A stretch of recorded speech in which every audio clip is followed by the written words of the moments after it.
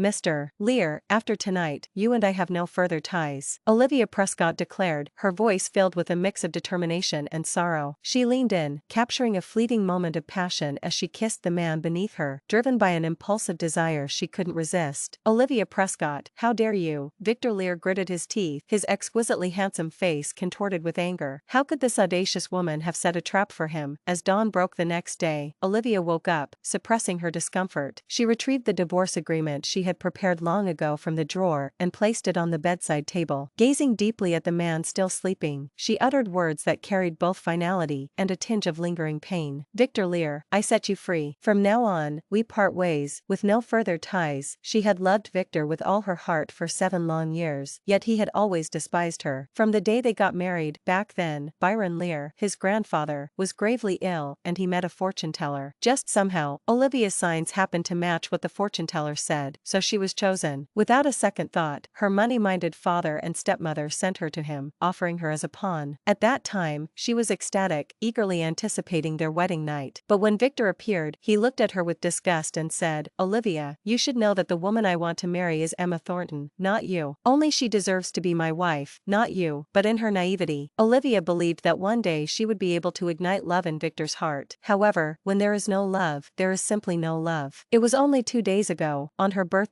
that she finally comprehended the truth as Victor stood beside Emma in the hospital. His heart was something she could never warm, no matter how hard she tried. He belonged to another woman. Olivia's heart was completely shattered. When Victor woke up, it was already 10 in the morning. The first thought that crossed his mind as he got out of bed was to strangle Olivia. He, the esteemed president of Leer's group, renowned for his shrewdness and invincibility in the business world, had never been outsmarted or suffered any losses. Never in a million years did he expect to fall into that woman's trap. Rage consumed him as he surveyed the room, but Olivia was nowhere to be found. However, from the corner of his eye, he caught sight of a document on the bedside table. "What is this?" Victor furrowed his brow and picked it up. The words "divorce agreement" leaped out at him, causing his pupils to contract and his expression to darken. First, she used that method to ensnare him, and now she's asking for a divorce. Her tricks were becoming more audacious. Victor had never believed Olivia would actually divorce him. In a state of disbelief, he swiftly got dressed and exuded a menacing aura as he descended the stairs, confronting the butler with a demanding tone. "Have you seen Olivia?" The butler, Alexander, was taken aback by the intensity in Victor's voice and promptly replied, "Mr. Leer." Mrs. Leer left before dawn, carrying her luggage. Victor was completely stunned. 6 years later, at the VR Medical Institute in Yonder Nation, Olivia emerged from the laboratory when she heard her assistant Linda say, "Dr. Prescott, Dr. Everett wants to see you in his office." Olivia had been working all night and was still a bit drowsy. Upon hearing this, she instantly jolted awake and became much more alert. "What is it about? Could it be our research results have been ruined again by those 2 little troublemakers?" "Apparently so," Linda responded, her eyes showing a hint of sympathy. Olivia, her boss, was always efficient and highly capable. Despite her young age, she had become a rising star in the field of medicine and a prized disciple of Benjamin Everett, gaining considerable fame in the medical community and never receiving criticism for her work. But every time, Olivia had to take the blame for the mischief caused by her mischievous twin children. Linda instinctively comforted her. "You've been in the research lab for 3 consecutive days this time. Sebastian and Ethan are worried about your health. They've been causing a ruckus in Dr. Everett's office every day. I can see a few more gray hairs on Dr. Everett's head." After hearing this, Olivia felt a headache coming on, but she also found it somewhat amusing. 6 years had passed since she left the Leer family and went abroad. She had originally planned to focus on her studies, but life took an unexpected turn. She became pregnant. She had been conflicted at the time, but when it came to going to the hospital, she hesitated and couldn't bear to part with her unborn children. In the end, she chose to keep the children. They were triplets, 2 boys and 1 girl. During childbirth, the girl suffered from oxygen deprivation and didn't survive, leaving behind only the 2 baby boys, Sebastian and Ethan. As she pondered the mischievous and remarkably intelligent duo, a mix of joy and exasperation filled Olivia's heart. Taking the blame for their antics had become a familiar role, deflating her spirits but reminding her of the love she held for her children. As she stepped into the room, her heart skipped a beat. There, sitting on the sofa in the teacher's office, were her mischievous duo, swinging their legs playfully. The moment they spotted her, their eyes lit up, and with joyous excitement, they slid off the sofa and ran towards her. "Mommy, you're finally out. I thought you were planning to permanently reside in the research lab. You've worked hard, Mommy. Are you tired? Sit down, and I'll give you a back massage. With that, one on each side, they held Olivia's hands and Olivia to the sofa, where she took a seat. Looking at their affectionate gestures, Olivia's heart swelled with a mix of love and exasperation. Despite the trouble they caused, moments like these made it all worth it. You're being well behaved now, but where were you two when you were messing with my computer? Benjamin, seeing this scene from behind his desk, couldn't contain his anger, his beard bristling. Sebastian boldly defended themselves. It is your fault, Mr. Everett. You always make mommy work overtime. Look, she's practically malnourished. That's right. Mommy is just a mortal being. How can she be made to work day and night? Ethan chimed in, actively squeezing Olivia's shoulder with his small hand, mimicking his brother's words. Amidst his frustration, Benjamin couldn't help but laugh, albeit with a hint of annoyance. It's only you two who protect her like this. Everyone in this research institute has gone through the same thing. After saying that, Benjamin turned his attention back to business and asked Olivia, how is the research progressing? Olivia smiled, very smoothly. I'll send the data to your computer later. Pausing for a moment, she asked, has the computer been restored? Benjamin grabbed his hair, anxiously replied, it's been an hour, and it's still